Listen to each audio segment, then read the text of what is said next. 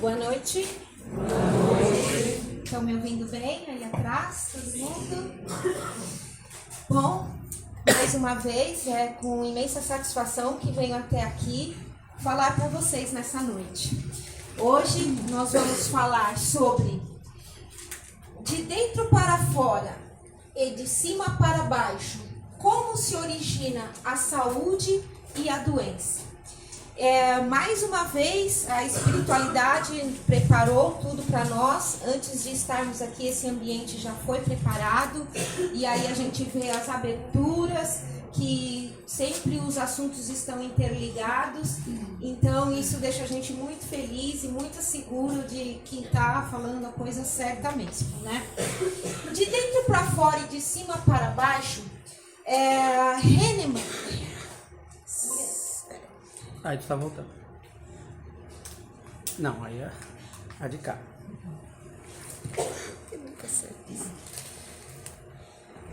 Isso aqui. Samuel Hahnemann, ele é o criador da homeopatia e foi assim que ele definiu o surgimento tanto da saúde quanto da doença em nossas vidas. De dentro para fora e de cima para baixo, de dentro para fora, do nosso âmago, da nossa alma, o que vem das nossas emoções, do que sentimos, do que emanamos, e de baixo para e de cima para baixo, porque o cérebro é que está a nossa alma, é ele que faz com que trazemos para esse campo material o que sentimos na nossa alma. Então, através da mente circulam de cima para baixo os pensamentos de ódio, de inveja, de sarcasmo, ciúme, vaidade, orgulho, mas também os pensamentos de doçura, de bondade, perdão, empatia e amor. Vejam que nem a Maria estava falando ali do frasquinho de veneno, né? Que a gente, quando odeia a pessoa, é como se a gente estivesse tomando o próprio veneno, né? E tá certo isso, porque veja bem, os pensamentos de ódio, de inveja, de sarcasmo, eles vão trazer para o seu corpo vibrações não muito boas. Pode ver que quando a gente fica com raiva, o organismo se agita, a pressão arterial sobe, o estômago também se revira todo. São todos sintomas que mostram que está tudo interligado. E o que sentimos, ele passa para o nosso corpo, aquele sentimento que estamos guardando dentro de nós. Porque assim, não estou dizendo aqui que nós não podemos sentir raiva em determinados momentos, que nós não podemos nos magoar. São sentimentos, né? O que a gente não pode é manter isso por muito tempo em nossas vidas. A gente não pode ficar remoendo uma mágoa por anos e anos e anos. Isso vai destruindo o nosso corpo perispiritual e que ocasiona as doenças. Assim, todas as partes do ser humano são afetadas pela influência da mente, que atua fortemente nos sistemas orgânicos, como o nervoso, o linfático, o endócrino ou o circulatório. Todas as partes do nosso corpo são alteradas. Então, pesquisas confirmam que o psiquismo humano altera profundamente a composição e o funcionamento dos órgãos do corpo. Com isso, a homeopatia é a terapêutica mais acertada e capaz de operar e influir na raiz das emoções e dos pensamentos perturbadores, modificando os efeitos enfermos que depois se manifestam na organização carnal.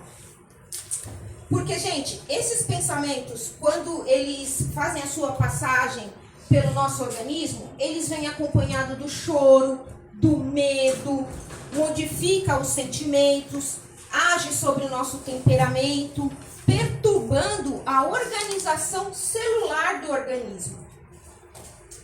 A homeopatia, ela vem como uma moderna medicina psicossomática, porque se as doenças são psicossomáticas, né, essas doenças que nascem na nossa cabeça, nas nossas emoções, então também podemos ter a cura psicossomática, né? E ela considera o homem como alguma coisa mais importante que uma simples máquina. Ela considera como um corpo e uma alma. A gente já falou disso daqui uma outra vez, né? Da saúde do corpo, da mente, do espírito, que tudo tem que andar juntinho, né? Então, a homeopatia vem com essa parte dessa medicina, de uma terapêutica, onde é contada todas as relações íntimas da pessoa que vai ser tratada por essa terapêutica, todas as suas relações com o exterior e com o seu interior. O médico homeopata, quando você vai a uma consulta, ele não olha teu exame de sangue, ele não olha radiografias. Ele pergunta para você: você mora com quem? Que número você calça? O que você come? Quando você está em horário de lazer, o que você faz? Ele faz essas perguntas para tentar inserir aquela pessoa dentro de alguma coisa que possa estar fazendo com que ela adoeça. Não é? Então, vamos lá. A homeopatia, ela age dentro de 4 princípios ou leis, né? E que são as seguintes. A primeira lei é a lei do semelhante. Um remédio homeopático é capaz de curar uma doença se, em doses maiores, ele puder causar sintomas semelhantes aos da doença. É assim, semelhante, cura semelhante. Por exemplo, uma pessoa que quer dormir, ela pode ser tratada com café.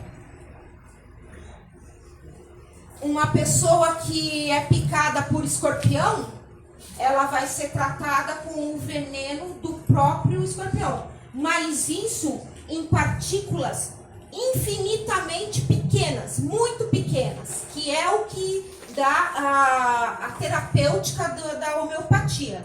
São partículas infinitesimais, tá? Tipo, na relação de Hahnemann, é uma partícula da substância para 100 partículas do diluente que você vai utilizar para fazer esse remédio, tá?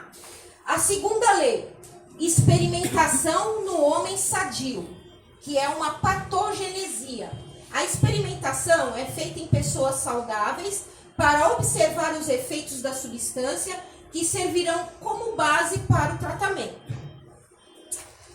Aí a terceira lei, as doses mínimas que eu estava falando para vocês.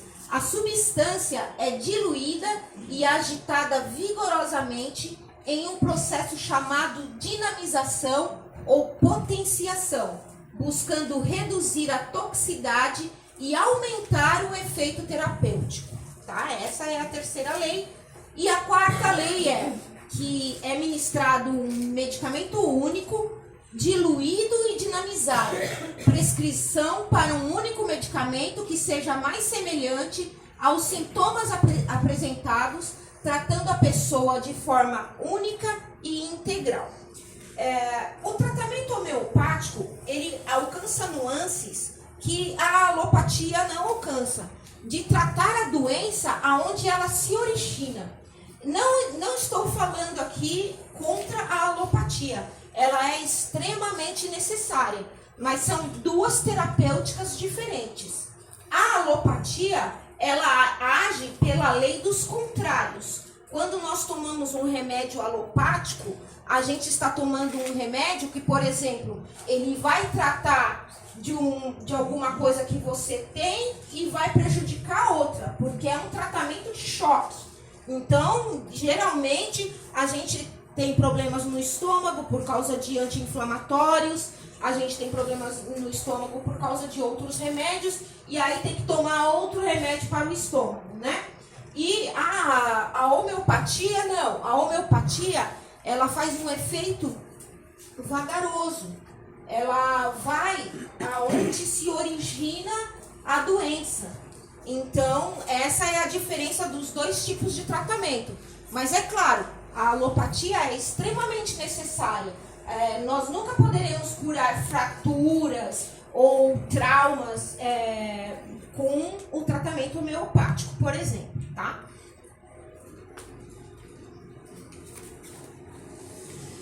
A homeopatia, método terapêutico que consiste em prescrever a um doente, sob uma forma diluída e em pequeníssimas doses, uma substância que, em doses elevadas, é capaz de produzir no indivíduo sadio sinais e sintomas semelhantes ao da doença que se quer combater.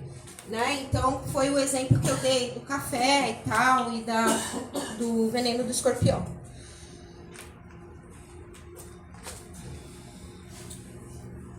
A homeopatia, ela vem ganhando espaço dia a dia como uma evolução de um método terapêutico, tá? A intenção é que a homeopatia nos faça chegar à psicoterapia absoluta, onde todos nós seremos tratados e curados simplesmente por conhecermos, por sabermos o que estamos sentindo, por sabermos os sintomas do que estamos sentindo, de como isso se originou, tá? Então, de forma alguma, a homeopatia ela vai cair em desuso, por mais que pensem que é uma coisa ultrapassada, não é. Ela continua funcionando com as mesmas leis que Hahnemann descobriu na época que ele lançou a homeopatia, e o que se acrescenta à homeopatia é que são descobertas novas substâncias para novas doenças, mas nada caiu em desuso de tudo que foi estudado até hoje. O enfermo não revela por si mesmo ao médico com toda exatidão os princípios psíquicos desarmonizados que são a causa exata de sua enfermidade, pois se pudesse fazer, obviamente poderia ser o seu próprio médico. Aí é que está o grande lance da psicoterapia absoluta. Ele apenas expõe os efeitos mórbidos das causas ocultas que ignora e procura a solução através de pessoas entendidas, revela suas próprias impressões ao responder às indagações médicas, sem que por isso esteja identificando a realidade causal e revelando os fatos exatamente como eles ocorrem.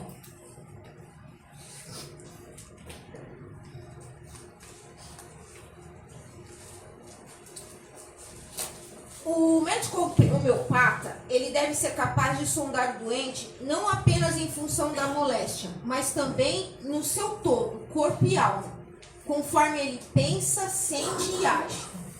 E essa tarefa é individualizar o remédio mais afim e em sintonia com o caráter, o temperamento e o todo psíquico do seu paciente.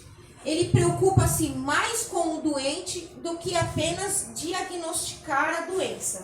Na verdade, até Hahnemann tem uma frase que diz assim que não existe doença, existem doentes, e que tudo o que influencia o meio que vivemos, a gente pode transformar. Da mesma forma que você tendo sentimentos, você os transforma em doença, você pode ter sentimentos que transformam a sua vida em bem viver. Uma pessoa que é simpática, ela não ficou simpática de uma hora para outra. Às vezes são encarnações treinando ser simpático, sabe? Porque assim, é uma coisa simples? Parece ser simples, mas não é simples. Então, tudo é treino, tudo é a gente se conhecer. Quando a gente se conhece, a gente tem noção exata até onde a gente pode ir em tudo. A gente se conhecendo, a gente não vai se importar se estão falando mal de nós e termos que retrucar, termos que vir com um contrassenso daquilo que foi dito. Não. Você se conhece, você é aquilo que aquela pessoa está falando? Não. Então, por que você vai armazenar dentro de si sentimentos que vão fazer mal para o seu organismo. As pessoas que se conhecem e que são mais sensíveis, elas sabem que quando alguma coisa não vai bem no trabalho delas, logo dá uma dor de estômago. Aí vem aquela galera de gente que fala, eu tenho gastrite nervosa. Tem sim. E essa gastrite nervosa pode se transformar numa úlcera mais tarde. Porque as coisas só vão se acumulando. E se você não para com os sentimentos, você não para de fazer a doença crescer dentro de si.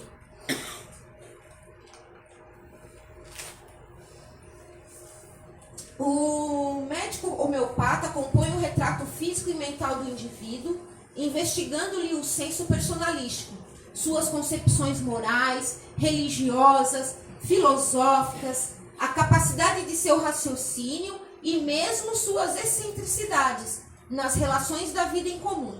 Assim, ele individualiza o remédio que melhor corresponde à sinopse mental, psicofísica e que possa neutralizar as perturbações em sua fonte original.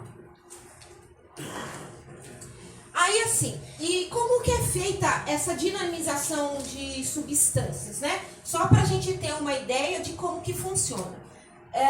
As substâncias da homeopatia, elas não são só plantas. Elas podem ser também animais e podem ser também minerais, tá?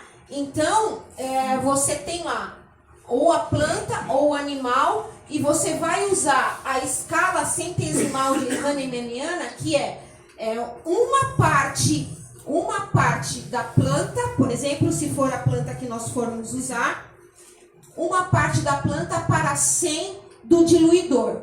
O diluidor pode ser álcool, pode ser água e as substâncias que não são solúveis, por exemplo, os minerais não solúveis, você primeiro vai misturá-lo à lactose para depois misturá-lo com o diluente universal, álcool ou água, tá? Então, uma parte para 100 do diluente. Com isso, você vai fazer o que eles chamam de dinamização ou potencialização, que é justamente isso daqui. Aqui o homeopata, ele já fez a mistura e ele está potencializando. Diz que é nessa ação aqui que se liberam as potencialidades da substância que está sendo utilizado para essa homeopatia, tá? Geralmente são feitos em potes de cerâmica. Os trituradores também são trituradores que não deixam resíduos, para que ali você tenha só a substância pura daquilo que você está querendo dinamizar para o seu remédio homeopático, tá? E voltando ali um pouquinho, então a gente pode obter remédios homeopáticos de plantas, de animais e também substâncias químicas e substâncias minerais, tá?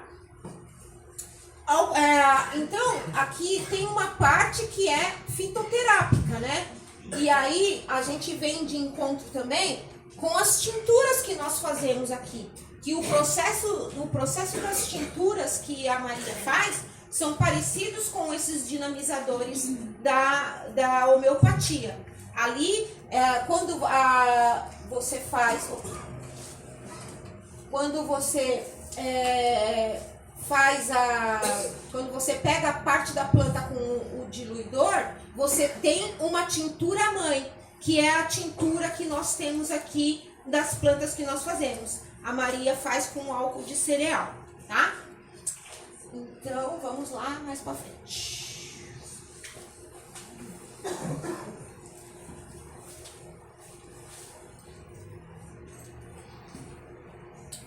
Bom, além de tudo, a gente ainda vai ter aí o tipo do enfermo e o efeito medicamentoso. Porque, assim, você tem que ver que o tratamento homeopático é um tratamento muito sutil. É um tratamento, já foi dito para nós que é um tratamento psicossomático. Então, tem que ter incluído nesse tratamento a predisposição da pessoa que vai ser tratada em querer a sua cura, tá? Essa pessoa, ela tem que querer essa cura, ela tem que se achar merecedora dessa cura, porque senão ela não é eletiva para os remédios homeopáticos. O indivíduo eletivo é o que se apresenta, predisposição para a terapêutica homeopática. Assim como as criaturas com melhores disposições para música, pintura ou escultura, há também as que são sensíveis ao medicamento homeopático, de psiquismo confiante na droga, apesar de aparentemente inócua. Porque muita gente já falou por aí que homeopatia é como se fosse placebo. Sabe placebo? Que é aquele remédio de mentirinha, né? Que dão para a pessoa dizendo que é remédio. E aí o corpo dela confiante acaba tendo resultados bons com esse placebo. Mas não, homeopatia não é placebo, tá? Mas exige uma predisposição do indivíduo que quer ser tratado com homeopatia de ser curado. Uma pessoa raivosa, ela não vai conseguir uma cura tão fácil, porque a homeopatia está tentando curá-la e ela continua jogando veneno no organismo. Uma pessoa cheia de ódio também vai ter mais dificuldade nessa cura, porque ela continua lançando venenos no seu organismo, tá, gente? Então, visto que a homeopatia é terapêutica já no limiar das fronteiras espirituais, todas as condições psíquicas negativas prejudicam a sua incorporação energética, enquanto que a vocação favorável é a base do êxito. Isso é o que eu acabei de falar. Essas fronteiras espirituais, porque se tudo começa de dentro para fora e de cima para baixo, a gente está falando da nossa alma. A gente está falando do nosso espírito. Então, estamos falando do nosso perispírito. É ele que fica doente primeiro, quando a gente lança no nosso organismo esses sentimentos de mágoas, de raivas, etc, etc, etc.